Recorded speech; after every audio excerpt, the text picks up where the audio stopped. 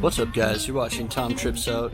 I'm here at Coconut Park, and today we're talking about the top 7 tips for teaching English in Cambodia.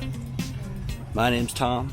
This is my trip out. Well, hey everybody, come along with me. Take a trip to a place to find without seeing me. People eat food, see the joy they bring, and how much it costs to try new things. Well, come and watch me on my trip out. My name's Tom. This is my trip out.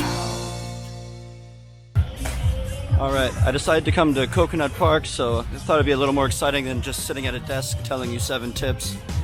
Thought I'd come out somewhere cool so we can see little scenes of vendors and food and all the stuff they're selling here in between all the info. That's pretty cool. They do this every Saturday, I think.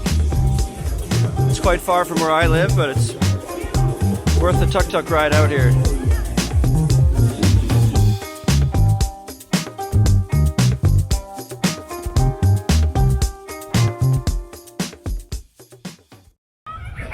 So before we get started with number 7, I just want to say, one of the most important things about teaching abroad is you have to get a TEFL certificate. You need to be TEFL certified especially to get the good jobs. And the type of course you take is very important. And if you don't have the patience to watch the whole video, just check the description. I left a link there for you to find the course that I took. And there's a referral code so you can get some money back once you get here. I'll get you some money back. All right, let's get into the tips. So, reason number 7 is moving abroad and teaching abroad even something that's right for you. You gotta ask yourself some questions. Are you the type of person who gets homesick really easily? Are you somebody that, does not enjoy going outside their comfort zone? Because, those types of things could present a huge problem if that's true for you. So I think before you sell everything and move here, you have to think long and hard if that would be the right life for you or not. For me, it's just been amazing. So, if you think it'd be amazing for you, you're probably right. If you're not sure and you're full of doubt, maybe you need to think about it more, give yourself more time before you actually make the move. All right, let's get on to step number 6. So number 6 tip for teaching English in Cambodia. Research the documents you need to enter the country. It's constantly changing. I know you're probably saying, why don't I just tell you right now? The rules can sometimes be changing depending what's happening, especially when COVID was happening and different things come up in the news. The rules can always change. So I always recommend check the government websites. But one thing I can tell you that's a really common mistake is if you're planning to come here and end up being here long term, it's not smart to get the electronic tourist visa because you cannot turn that into a business visa. If you get that one, when it runs out, you have to do a border run to the border of Thailand, leave and come back in the same day, and then renew it to the proper one that you can switch to a business visa. You could avoid all that hassle if on your way in you get what's called an ordinary visa, or it's called E-type with a capital E. Not a little e for electronic visa. It's like capital E type visa, or they call it ordinary visa sometimes. Those can be turned into a working visa. So that for sure I know, but I would still recommend always check for the latest updates on the government website. So the number 5 tip is make sure you get all your qualifications, like your university degree if you have it, or diploma, any certificates. Make sure you get a criminal record, background check, and get all those things notarized, because sometimes schools ask for these things during the hiring process. It's much harder to get these documents once you've already landed in Cambodia. It's way easier to get them when you're in your home country and you just bring them with you when you come here. So the number 4 tip is get travel vaccines before you leave your home country. This part of the world is a developing country and there's many, diseases and different type of bacteria. It's always wise to get the recommended travel vaccines before you leave.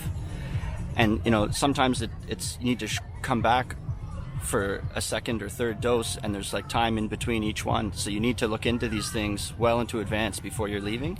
So that's an important tip. You can't just go look into that a week before you go. You might need a month or two to start the first dose, second dose, and get your third dose. And that way you're protected against, if you cut your foot or step on something here, you don't want to get any bacteria or infected wounds here. So another thing people don't really think of often, but it's quite an important tip, is make sure you have professional clothes you can wear for an interview, or like when you show up to a school to drop off your CV. You can't just be like in a tank top and flip-flops. You gotta dress the part and wear a shirt with a tie and nice pants. And if you don't have that, you can buy that stuff here. I actually made a video. If you look through my videos, I have one about work clothes. Also, if you're someone who's really tall or like a bigger person, it's really hard to find those types of sizes here in Asia. So I would suggest buying it in your home country before you come here, especially shoes, pants, even shirts.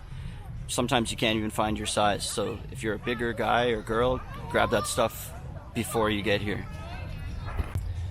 So the next tip is join all the expat Facebook groups. There's so many for, apartments, buying and selling things, jobs, just advice about life, or being new in the city or new in the country. There's like events where you can meet up and meet new friends, and there's like many separate groups all for each of those different things.